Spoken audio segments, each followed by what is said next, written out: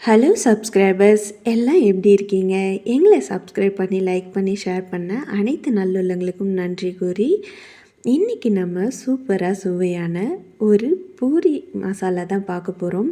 இதுக்கு நீங்கள் உருளைக்கிழங்கு வேக வைக்கணும், விசில் விடணும், தோல் உரிக்கணும் எந்த அவசியமும் இல்லை. இது ஈஸியாக அண்டு குயிக்காக அண்டு அட்டகாசமாக அருமையாக இருக்குங்க டேஸ்ட்டு. நான் சொல்கிற மெத்தடில் நீங்களும் கண்டிப்பாக ட்ரை பண்ணி பார்த்து என்ஜாய் பண்ணுங்கள். வாங்க சேனல் இன்ட்ரோ பார்த்துட்டு வீடியோக்குள்ளே போயிடலாம். அட்டகாசமாய் அருமையாய் சமைத்திடுவோம், அறுசுவை ருசித்திடுவோம். நீங்களும் சமையலை ஈஸியாக டென்ஷன் இல்லாமல் சமைக்கணுமா? Welcome to our channel. இது ரெசிபிஸ் இன் தமிழ். ஆஹா, இந்த பூரி மசாலா பண்ணுறதுக்கு ஒரு வானலில் 1 டேபிள் ஸ்பூன் எண்ணெய் ஊற்றிக்கிறேன். இதுக்கு கொஞ்சம் லைட்டாக எண்ணெய் அதிகமாக இருந்தால் தான் எப்போவுமே பூரி மசாலா டேஸ்ட்டாக இருக்கும். எப்போயுமே நீங்கள் எந்த மசாலா எந்த டைப்பில் செஞ்சாலுமே லைட்டாக கொஞ்சம் ஆயில் எக்ஸ்ட்ரா ஊற்றி செஞ்சுக்கோங்க.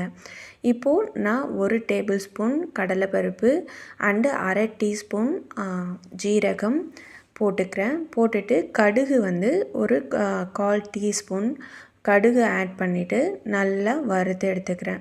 இப்போது இந்த கடலைப்பருப்பு நல்லா கொஞ்சம் ஒரு 50% பொரிஞ்சு வரட்டும். அந்த அளவுக்கு பொரிய விட்டிங்கன்னா தான் உங்களுக்கு டேஸ்ட்டும் நல்லாயிருக்கும். ஜீரகம் உங்களுக்கு ஜீரகம் ஃப்ளேவர் பிடிக்குன்னா போட்டுக்கோங்க, இல்லைன்னா தேவையில்லைன்னா விட்டுருங்க. ஆனால் ஹோட்டல்லலாம் ஏன் வாசம் அப்படி நல்லா வருதுன்னா ஜீரகம் தான். நீங்கள் ஜீரகம் போட்டு ட்ரை பண்ணி பாருங்கள். உங்களுக்கு பிடிச்சிருந்தா ஆட் பண்ணிக்கோங்க, அப்படி இல்லைன்னா உங்களுக்கு பிடிக்கலன்னா நீங்கள் ஸ்கிப் பண்ணிக்கலாம். இப்போது நான் பெரிய ஆனியன் வந்து 4 ஆனியனை இந்த மாதிரி ஸ்லைஸாக கட் பண்ணி எடுத்துக்கிறேன். இந்த பூரி மசாலாவுக்கு நீங்கள் ஆனியன் எந்தளவுக்கு போடுறீங்களோ அந்தளவுக்கு டேஸ்ட் நல்லாயிருக்கும். அதே மாதிரி இதில் நோட் பண்ண வேண்டிய விஷயம் என்னென்னா, ஆனியனில் ஸ்வீட்னஸ் இருக்கும். நீங்கள் எவ்வளோ ஆனியன் போடுறீங்களோ அதுக்கு தகுந்த மாதிரி நீங்கள் காரத்தையும் நீங்கள் அதுக்கு தகுந்த மாதிரி அட்ஜஸ்ட் பண்ணி போட்டுக்கோங்க.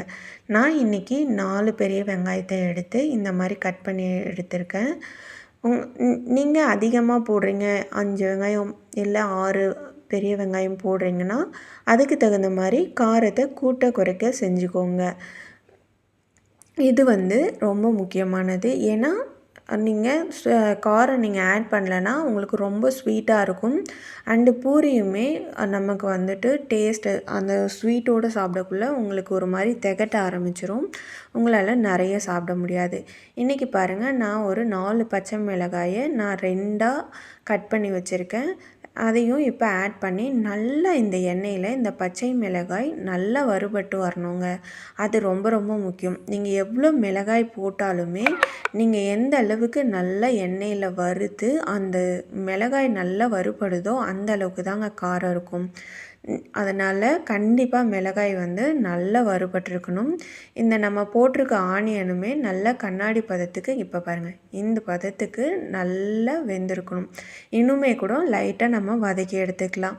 நம்ம எந்த அளவுக்கு நல்லா வதக்குறோமோ அந்த அளவுக்கு கண்ணாடி பத அளவுக்கு கண்டிப்பாக வறுத்துருக்கணும். இப்போ பாருங்கள், பூண்டுனா ஒரு 10 பல் பூண்டு எடுத்து இந்த மாதிரி சின்ன சின்னதாக கட் பண்ணி ஆட் பண்ணிக்கிறேன்.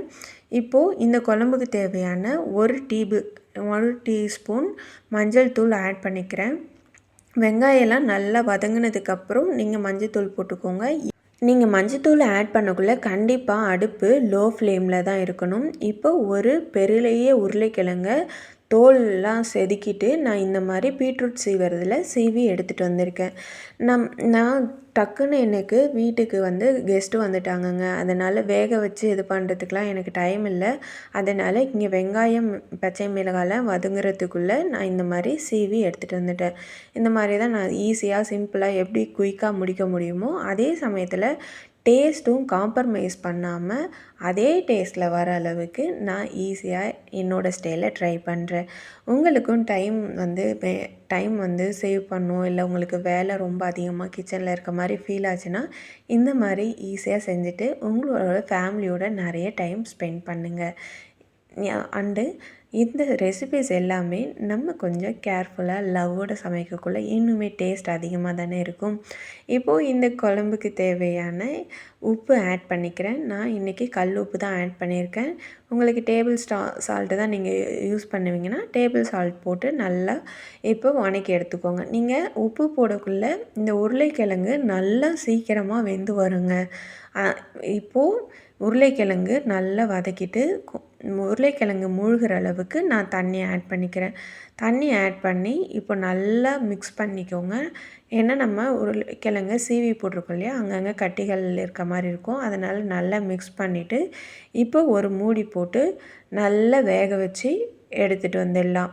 இப்போ பாருங்கள், இந்த அளவுக்கு தண்ணி இருக்குது இல்லையா, நான் காய் நல்லா மூழ்கிற அளவுக்கு தண்ணி ஊற்றிருக்கேன். இன்னுமே கொஞ்சம் கூட நல்லா தண்ணி ஊற்றி நல்லா தாராளமாக வேக விட்டுக்கோங்க. மூடி போட்டு நல்லா வேக வச்சு எடுத்துக்கிறேன். இப்போது ஒரு டீஸ்பூன் கடலை மாவு இருக்கு இல்லையா, கடலை மாவை எடுத்துகிட்டு ஒரு பாத்திரத்தில் ஆட் பண்ணி நான் தண்ணி ஊற்றி நல்லா மிக்ஸ் பண்ணி கட்டிகள்லாம் எதுவுமே இல்லாமல் மிக்ஸ் பண்ணி எடுத்துக்கிறேன். நீங்கள் எப்பயுமே கடலை மாவு யூஸ் பண்ணக்குள்ளே புதுசாக இருக்கிறதா பார்த்துக்கோங்க. கொஞ்சம் பழசாக இருந்தால் கூட அந்த குழம்பு வாசத்தையே மாற்றிடுங்க. நம்ம யோசிப்போம், இல்லையே அன்றைக்கும் இந்த மாதிரி தான் செஞ்சோம், சூப்பராக இருந்துச்சு, இன்றைக்கி ஏன் இப்படி இருக்குன்னு. இந்த கடலை மாவு டேஸ்ட்டு தாங்க. அதனால் பார்த்து கேர்ஃபுல்லாக யூஸ் பண்ணிக்கோங்க. உங்களுக்கு கடலை மாவு இல்லைன்னு ஃபீல் இங்கே பாருங்கள், உருளைக்கிழங்கு இந்த அளவுக்கு வெந்து வந்திருக்கு. நம்ம ஊற்றின தண்ணி எல்லாம் உறிஞ்சி இந்த அளவுக்கு வெந்து வந்திருக்கு. அண்டு உங்களுக்கு கடலை மாவு இல்லைன்னு ஃபீல் பண்ணிங்கன்னா நீங்கள் வறுக்கடலை இருக்கு இல்லையா, அதை கூட நீங்கள் வெறும் மிக்ஸி ஜாரில் தண்ணி ஊற்றாமல் நல்லா அடித்து இந்த மாதிரி 2 டேபிள் ஸ்பூன் இல்லைன்னா 1 டேபிள் ஸ்பூன் நீங்கள் எவ்வளோ போடுறீங்களோ அந்த அளவுக்கு ஆட் பண்ணி நல்லா கட்டிகள்லாம் இல்லாமல் கரைச்சி எடுத்துக்கோங்க. இப்போ கடலை மாவு ஊற்றிட்டு நான் இப்போது இந்த காய் நல்லா மூழ்கிற அளவுக்கு திருப்பி தண்ணி ஊற்றிக்கிறேன். ஏன் காய் மூழ்கிற அளவுக்கு தண்ணி ஊற்றுறேன்னா, திருப்பி அந்த கடலை மாவு கொதித்து வரக்குள்ளே இன்னுமே கொஞ்சம் திக்னஸ் கிடைக்கும். உங்களுக்கு சோம்பு டேஸ்ட்டு பிடிக்குன்னா நீங்கள் இந்த கடலை மாவு கூடயே சோம்பும் கொஞ்சமாக போட்டு மிக்சியில் அரைச்சி கூட ஆட் பண்ணிக்கலாம். இல்லை நீங்கள் வறுக்கடலை போடுறீங்கன்னா அதை கூடயே சேர்த்து கூட நீங்கள் ஆட் பண்ணிக்கலாம். இப்போ பாருங்கள், இந்த அளவுக்கு இருக்குது. இப்போ நான் உப்பு எல்லாம் டேஸ்ட் பண்ணிவிட்டு ஒரு கொதி விட்டு நான் எடுத்துக்கிறேன். ஒரு கொதி நல்லா வந்துடுச்சு. இப்போ கொஞ்சமாக கொத்தமல்லி தழை தூவி இறக்கிடலாம்.